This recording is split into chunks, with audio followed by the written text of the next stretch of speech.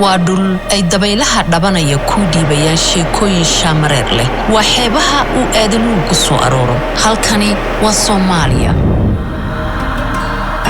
dhul hidda u leh ganacsiga berbera muqdisho taniya saylac ganacsatada Soomaaliyeed waxay si wada jir ah u laba shubayaan wadaanta horumarka wadal hodan ku ah khayraadka dabiiciga ah sida xoolaha fooxa sisinta iyo argoosatada tiyo ay u dheeriyihiin fursada dihan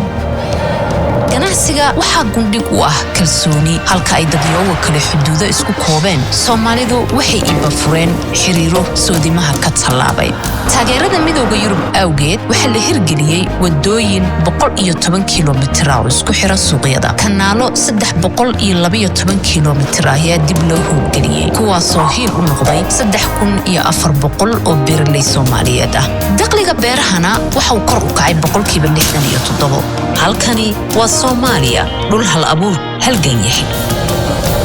waa dal ku suntan teknoolajiyada waa dalkii dunida kaga horeeyay isticmaalka lacagaha taleefanada gacanta ganacsigu waa isha in ka badan 70% shaqooyinka taageerada midowga Yurub awgeed 17,000 oo dhalinyaro Soomaaliyeed ah ayaa maanta leh xirfado ay hamigooda ugu rogi karaan mashaariic miradhal leh